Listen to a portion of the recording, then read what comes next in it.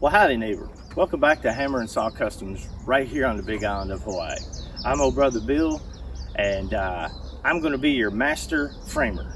No, not even close. Still jack of all trades, master of none.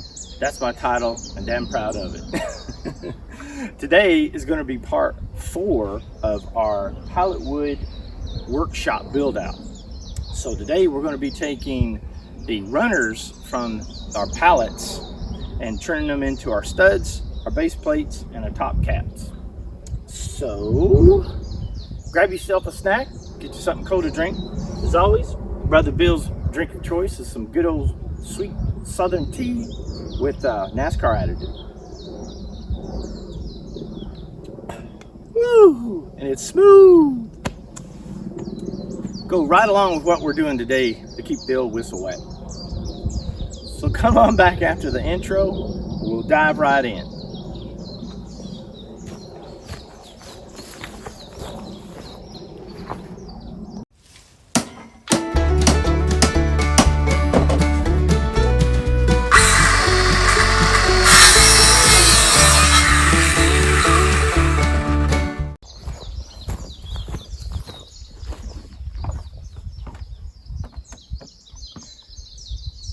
I wonder if anybody remembers the old Rockford detective files, and if they'll ever make a redo of that show and bring it back. That'd be kind of cool. Oh, well, hey neighbor, I'm glad you're back already. So we're going to jump right on in. We'll go ahead and knock out our Safety Steve part of the show. Today we're going to be nailing and using some hand tools. No cutting today because we've already cut our pieces I'm going to show you. So we need our good old safety glasses. Wouldn't hurt to have some gloves. No hearing protection required today. Some nice sturdy clothes to work in. Nothing that's baggy or loose so you don't trip or fall. You are going to be moving around some materials. Wouldn't hurt to have some good old sturdy shoes on. So other than that, if I forgot something, just let me know, because you know, hey, Brother Bill's forgetful sometimes. Tools, we're going to be using a hammer.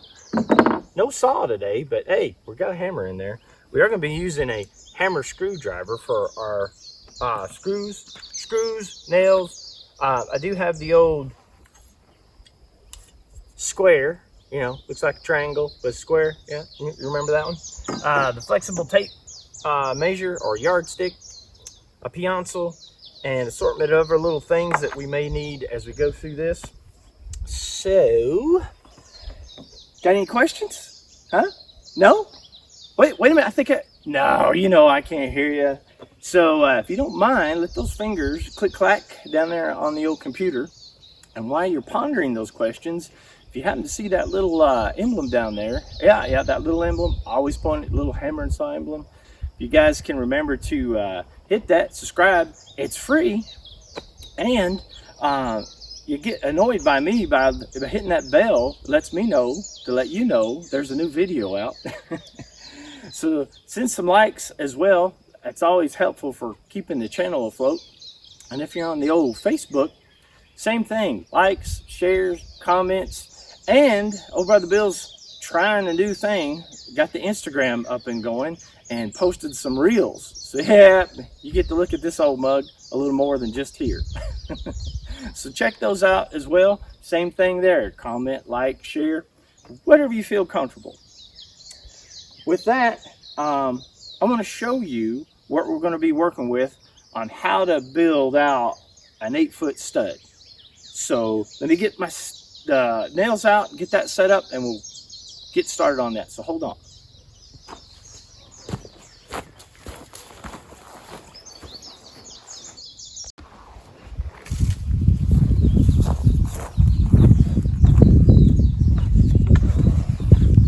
All right, neighbor, this is how we're going to build our wall frame studs.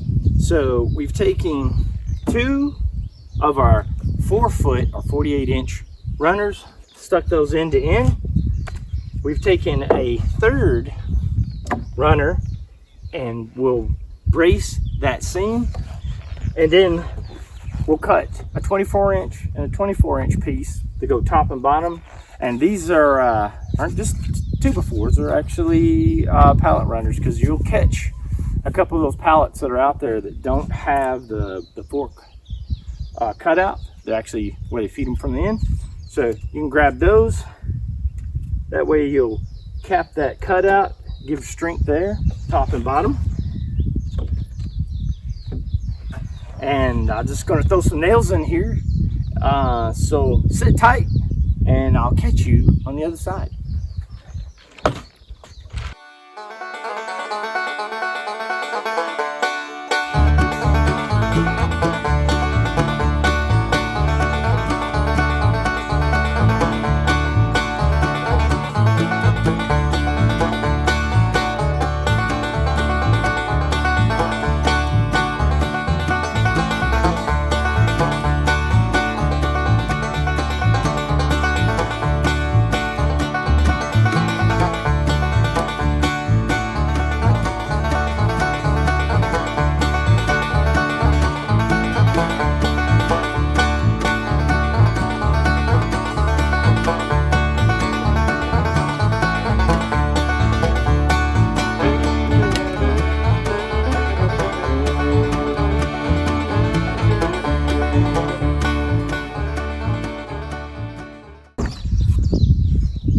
All right there, neighbor, there you have it. One 8-foot wall stud. And I know it's a little wider than just a single stud, but that's okay. I like a little more strength, especially when we're piecing materials like this together. And that'll help out, especially when you start doing I start doing the outside planks, just like what we used on the floor. We're gonna use that on the wall. And that'll tie that in, especially since I'm going to use a 3-foot space in between my studs, because we're 18 feet long. We got 7 roof rafters, so we'll have 7 risers or studs, and we'll keep those all in line. So we'll transfer the weight from the rafters to the cap, to the stud, to the base, and we'll just get that all the way down to our blocks. So that's how it's going to go. I'm going to rinse and repeat on the next 6, so I won't bore you to death with that. I'll get those nailed up. I'll show you what they look like all assembled, and we'll go from there.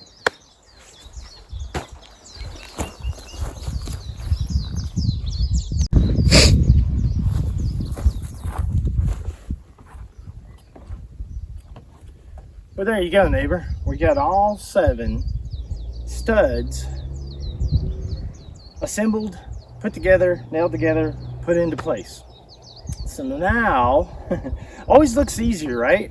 Like those weekend garden shows, you know, where they come in, tear out the folks' whole backyard right down to the bare nothing, and then come back with a pool and fountains and walkways and pergolas and what have you, right?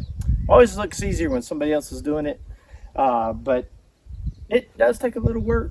But don't sweat the small stuff. Just keep hammering away. So now I'm going to go and we're going to put the bottom cap on. I've already marked out our lines for our 3-foot sections, and that's where the old square came into play, along with the old pencil and the flexible yardstick.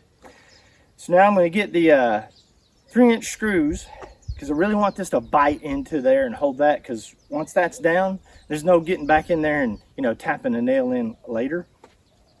And so we'll get started on that.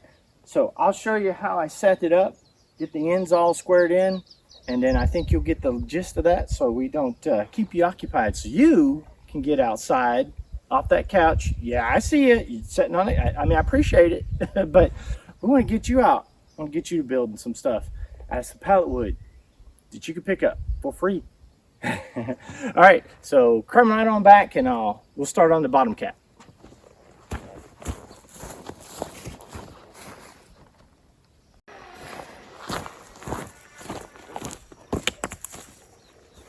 All right, well, I hope I got you set up so you got a good view.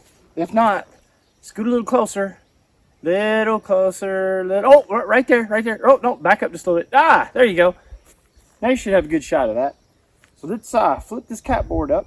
Now, this is a longer pallet that's been torn apart that had some special equipment on it. So this one comes out, and then I've scabbed it together, so it's 3 pieces. So it's still pallet wood. It's not an old 2x4. Still reclaimed pallet wood. So we're going to flip that up. We're going to screw that into the bottom of our studs. So here we go.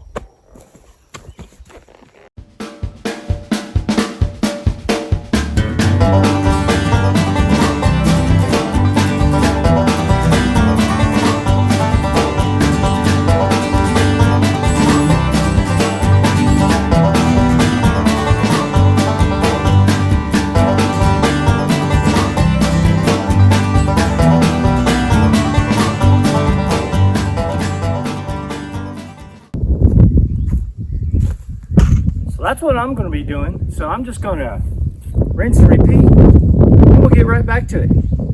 So hold on, and I'll see you in a few seconds.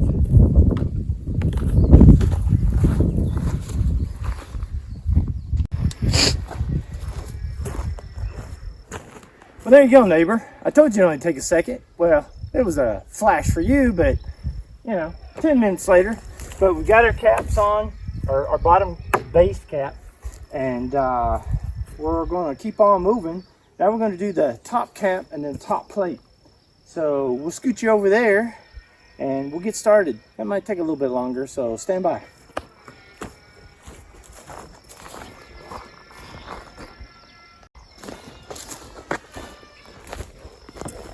All right, so we're set up over here, neighbor. It's a beautiful day. Birds are out. The bees are flying around. What an awesome day to be outside. Sounds like my neighbor may be doing some woodworking too. So good for them. So here we go. I'm just going to show you how we're going to put the top cap on, then we'll come back with the top plate, but I'll give you the gist. Don't want to bore you to death. I want to keep you alive and kicking. Like I said, just going to get those old juices flowing. So you'll get out there and hop in the garage, hop in the truck, grab a few pallets, and make a birdhouse, coffee table, replace mama's cabinets. Hold on. Maybe we're not quite there yet, but let's just, I don't want to be the cause for anybody getting a divorce. So let's get started with this and go from there.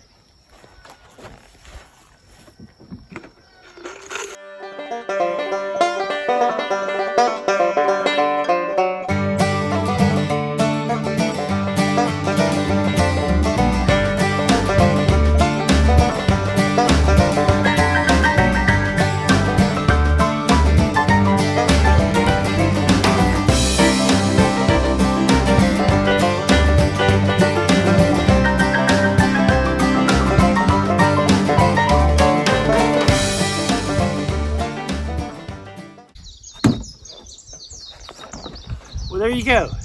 Not finished. Gonna knock these out and we'll be right back.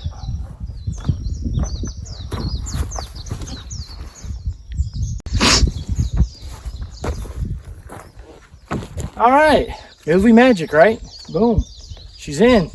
Now we gotta get a cap plate on, which will tie all those seams together. And this is how that goes.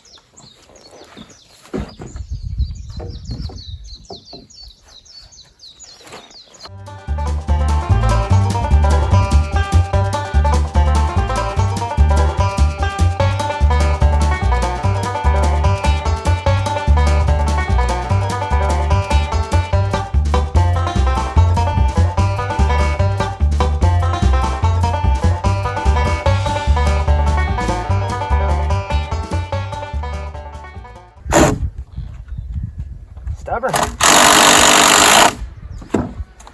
Okay, well that's how that's going to go in there. You can see you got that good old pallet wood, so it's not always square, so you kind of have to beat it into submission. And we left our gap here on the end. The reason we left a gap on our top cap is that's where we're going to tie in our other wall, our front wall. So we've got to have a place that we can tie into it. So we want to overlap that. We can tie into the top, and then we can tie in all the way down on the side. I'm going to get the rest of this put in, and then we'll do a closeout. And that'll be our project for today, I think. It's all the time I got today. So stick with me just a little longer. We'll get this top plate in, and I'll see you in a minute.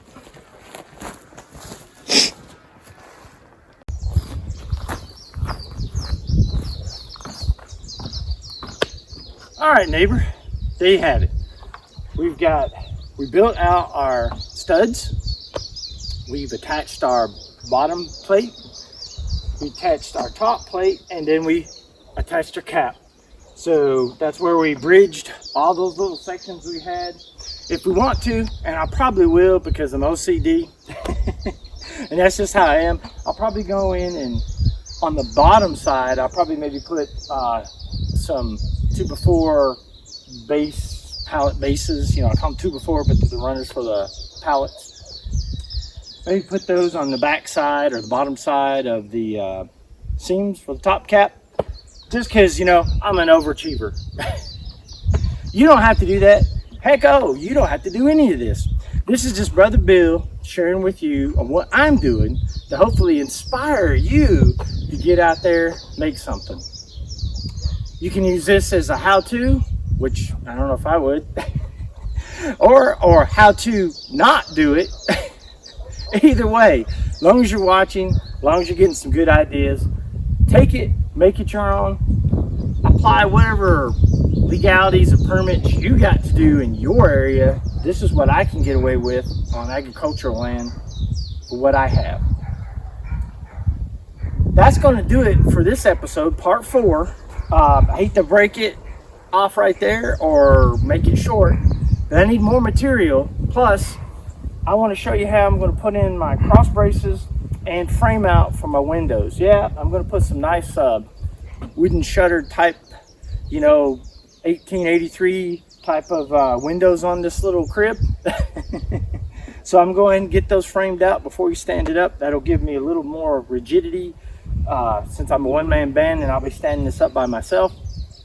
So I'll do a little video on that, and then I haven't made up my mind yet if I'll do a video for each and every wall, or if I'm just going to show you this one and we do a rinse repeat. I got a good idea. You guys let me know if you want to see each wall built out, especially when I'm going to frame this wall out for the barn slider doors. And there'll be windows on the back and there'll be windows on the other side. Might get boring, might not. One good thing for me is I didn't fatten any fingers today, so woohoo! So as always, Brother Bill appreciates you. In closing, let's remember our veterans, past and present, especially what's going on.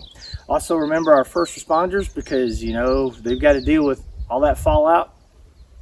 And most important thing, don't let all that get you weighed down. But Brother Bill wants you to remember the most important thing is if your neighbor can do it, you can learn to do it too. And on the positive side, not the non-positive side. So if your neighbor's doing something wrong, well then you can learn not to do it wrong. So that's going to do it for old Brother Bill with Hammer and Saw Customs. As always, let me know what you think, what you like, what you don't like. Have a good afternoon, and aloha from the Big Island.